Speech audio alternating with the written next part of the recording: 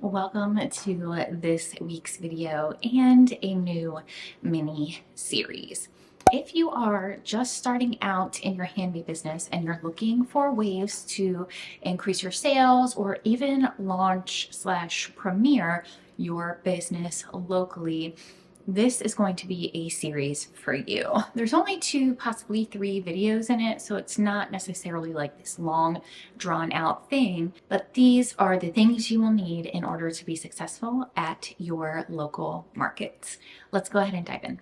Okay, so the saying goes, you don't know what you don't know.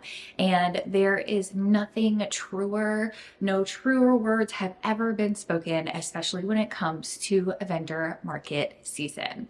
So this mini series here is a couple videos long, and I'm kind of filming it and posting it early before the spring market season so you can get all of the things that you need in place and be ready to go when the time comes. So let's talk about all of the things that you will need to survive that first market season. The idea for this little mini series here came to me from a recent comment that I got about someone interested in learning more like the ins and outs and the legalities of participating in local vendor markets. So that's kind of where this idea came from. And to just answer that right off the bat, the most important thing that you can do to make sure that you are legally prepared for a vendor market is to inquire about the market with the owner or like the event organizer, coordinator, making sure they are the actual event coordinator, because unfortunately scams do happen, and not sending a deposit until you have confirmed that. Like, let's be clear, okay, you're going to have to pay a deposit or a fee to save your spot for the market. You need to, before you send anyone any money, give anyone any of your information, you need to double, triple check that it is an actual person that is assigned to coordinating that event for the location. Okay, so then the other thing you need to do before doing anything else is read over the contract and make sure that it aligns with you. I'm going to put a copy of one contract that I have signed. If you're not new to my channel, this is the contract for the sculpture garden that I frequent markets at. So they have, I would say it's pretty standard. There's like rules about parking, there's rules about cars, there's rules about this and that, right? So you need to make sure that you read through everything and make sure it aligns with you. At the bare minimum, most markets are going to require, especially if they're reputable, they're going to require that you have business insurance and provide proof of that business insurance, which we could go through in a separate video, but I don't want to make this one like too like many stokes off the wheel, if that makes sense. So I'm trying to keep everything like aligned in one sort of area, right?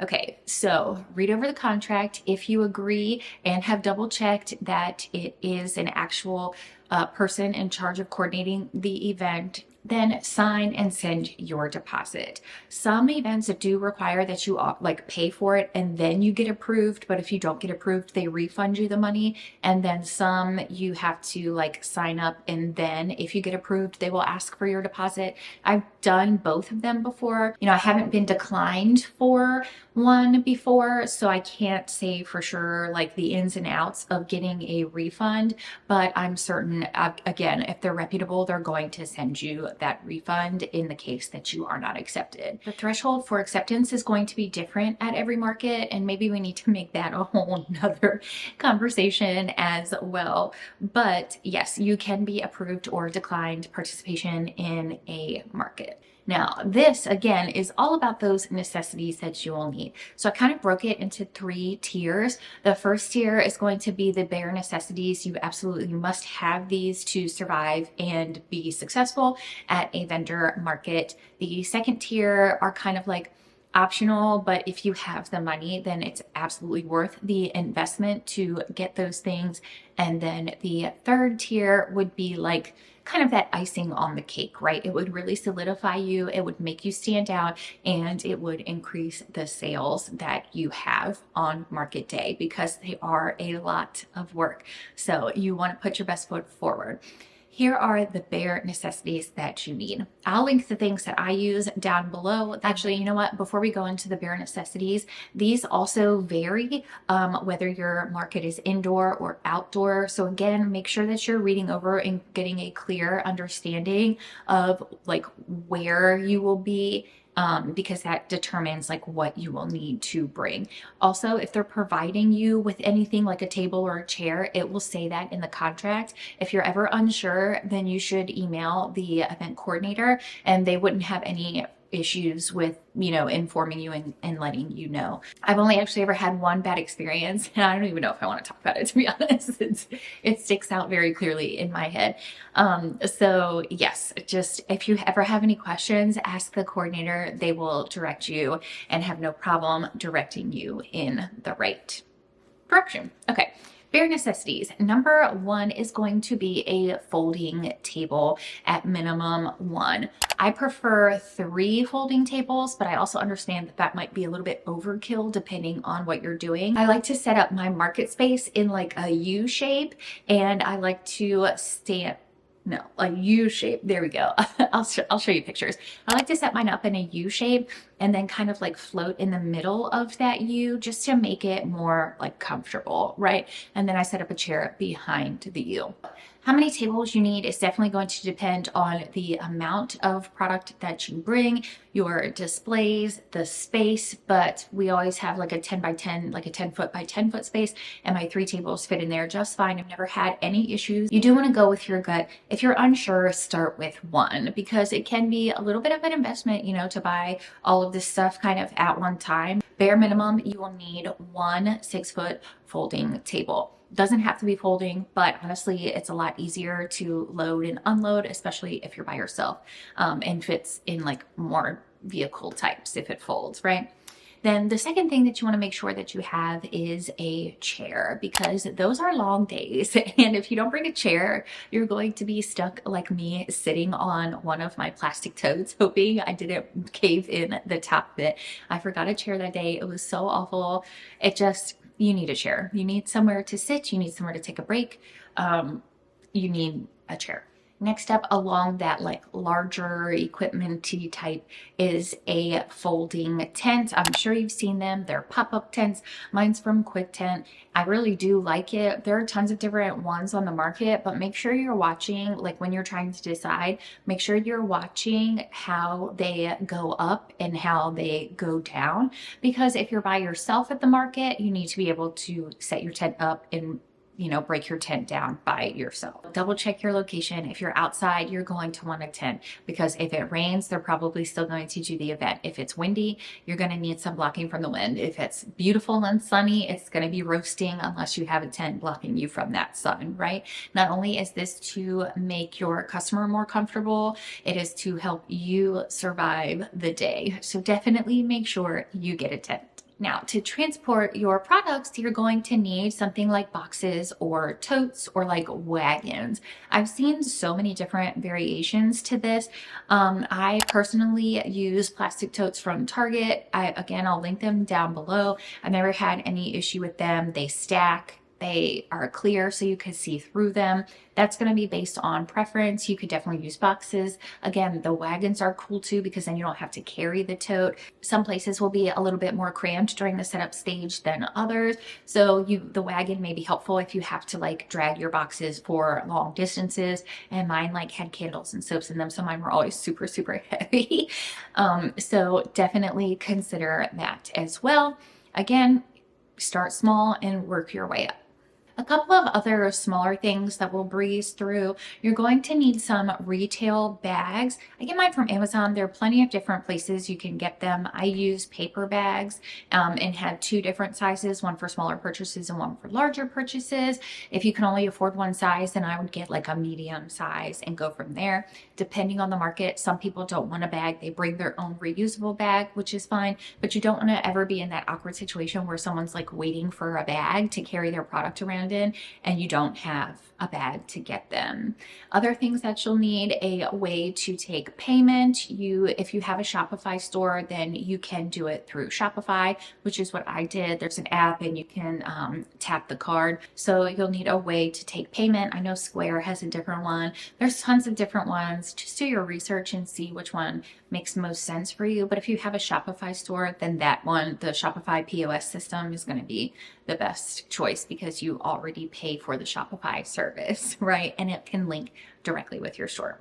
Then you're going to need something like a price list or price tags and pens. You never know when you're going to need a pen. I actually have a little kit that I put in one of my totes, especially for markets. And in that I have like scissors, extra price tags. I have like extra candle lids just in case. I have, what else? Pens. I have like hand wipes. I was bringing like a couple of forks just in case. Like, you just never know. So you want to make sure. And what you put in your kit's obviously also going to depend on what you sell. We're trying to survive the day. So anything you can do to front load that and make any like incident or anything that occurs easier is going to be in your best interest for sure. And of course, the things that you're going to need for yourself, probably a jacket. There are layers that you could take on or off as the day goes on. I'm telling you, there's no funkier weather than there is on a market day, especially if you are outside. Okay. So snacks, a bunch of water, a lunch, money for like food trucks that are there. I always treat myself to lunch, but you certainly don't have to.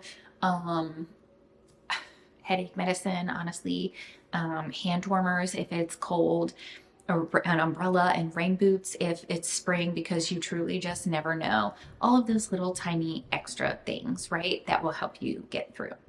This leads us into like the second level, where if you have some extra money to spend, this is where I would spend it. The first thing I would buy is a banner that I could hang at the back of my tent, like across the back of the tent, with my logo, business information, Instagram, QR codes, things that I'm known for, cute icons, whatever the case is. You definitely want something branded so people can start to familiarize themselves with your brand.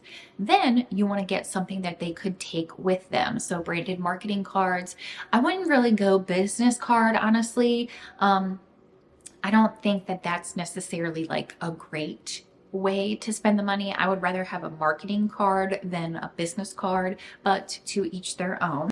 Something that I invested in that I think was absolutely worth the money, it wasn't that expensive, was this like little acrylic sign here. The bottom comes off, but it had space for 3 links. I got this one on Etsy. It has space for 3 links. So I did my website, Facebook, and Instagram. It's just like super cute. It stands on its own, and then people can scan the QR code. So that I definitely think was worth the money. I can't remember how much it was. I feel like it was like $35. It wasn't expensive at all. Absolutely worth it. Not to mention, it's very cute. You can easily find one that would match like whatever your booth's aesthetic is. Okay, next is going to be like display things. When you are trying to like curate your booth's look, right? Height is going to be your friend. People are going to be looking out into the distance across all of the different booths, and they're going to start, some people are going to walk every single booth, but some people are going to go where they are drawn to. So you want to use height and display things, or display, not cases, but like display setups, right, that draw people to you. I have tiered trays, I have risers, I have like little foam blocks that I set up and then cover with like a tablecloth so they look really nice. There's so many different options for this. Pinterest is a really great resource if you don't know where to start. And then I honestly bought all of my display items at Michael's, Joann Fabrics. I bought 1 or 2 off of Etsy, but not many. Because I was able to find them locally, and then like Hobby Lobby. So start a Pinterest board, take different setups, add them to your board, and then see what you think will look best. And a great way to actually figure it out is set it up like a mock in your yard, which I understand sounds weird, but you can set up your tent and do like a whole mock display in your yard and then like walk away and see how it looks from different distances. There's no better way to figure out your setup than like mocking it at your house before the market, because once you get there and set it up, you can mess around with the arrangement of everything, but if you're missing like a big piece of the display, there's nothing you can do about it once you're already at the market. Then the last two things that are in this kind of like mid-tier would be stuff that you can run a giveaway with. So like a collection jar for tickets, actual tickets, extra pens, a little display area.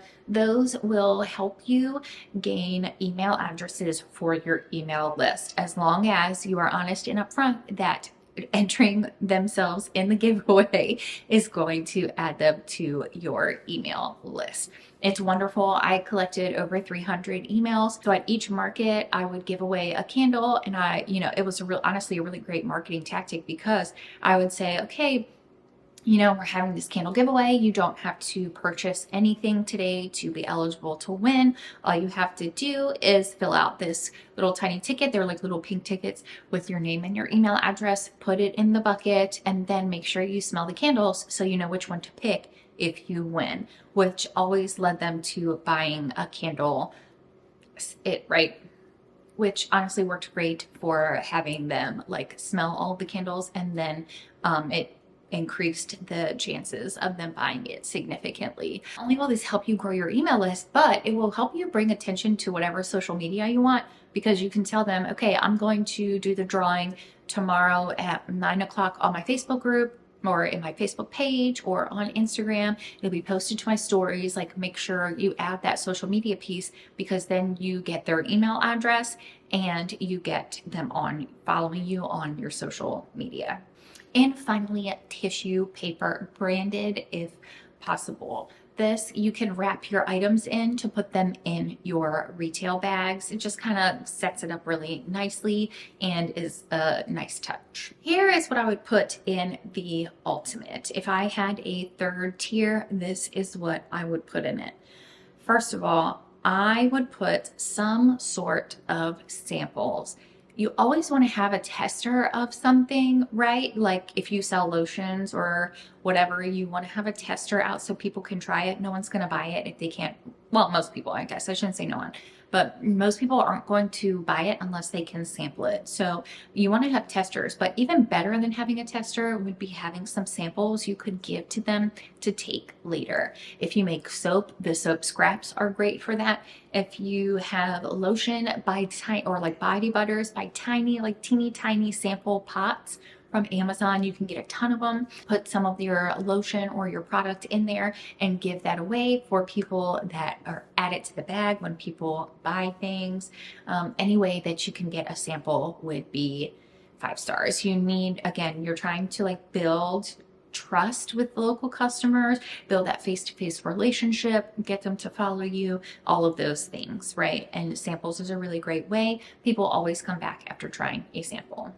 Now, a really ultimate, like this one is like the actual top tier, okay? Try and figure out a way where you could DIY something at your table. So, for example, I actually have not nailed this down myself, but I saw someone else do it at a market and thought it was absolutely genius. So, let's say you make soap or you make like wax melts, right? Instead of having them already packaged, what if you get a little tiny box and then make little tiny soaps, right? Like using one of those little embed things or a silicone mold, and make a bunch of little tiny ones of different fragrances. And then you put them in different little buckets. And then the people can buy the box and fill the box with whatever they want, right? And I think that that is absolutely genius. It is so, so smart. I'm going to figure it out if I get back into markets this season, because it's absolutely Gosh, it's such a great idea. People want to do it themselves. They want this whole experience. They want more than just buying a product, which is my huge focus for 2025. They don't want the product, they want the experience with the product. Okay. So think of a way that you could make samples or make it a DIY so people are getting a full experience when they come into your booth. And then lastly, if you can offer a fun or unique way for people to get a coupon, that would be excellent as well. I've seen people use like one of those spinning wheels or like a gumball machine or like something cute like that. Where you spin the wheel and get a discount, or you could do like a QR code scanner where a discount pops up, something like that, or sign up for the email list and we'll get you a coupon there. There are tons of different options there, or like one of those, the more you buy, the more you save type deals. Any way that you could get customers a discount either for their current purchase or their next purchase. I will say, I think the current purchase is a much better marketing technique than next purchase. I personally would do both if I could. I understand that's not in everyone's ability, and that's okay too. Remember, we're doing this in tiered sections so we don't overwhelm ourselves. If you don't get to this last tier in your first market, that's okay. Maybe strive for one more thing at the next market or one more thing for the next season, or always having like a running kind of idea sheet in the back of your mind, and that will help you survive that first market season. All right. That's where we're going to end it today. If you are interested in seeing more information about markets in my upcoming little mini series here, I'd love for you to hit the subscribe button. Now, any advice that you have for a newbie, I'm sure we've got some veteran vendors out there. So if you are one of those, been through many vendor markets before and have some advice that we could share with the newbies, put it down in the comments below. This is a fabulous community. I absolutely love being a part of it and want everyone to feel comfortable and, like valued, right? So leave your information in the comments below. If you have questions, leave that there and we'll get them answered as well. See you in the next video. Bye.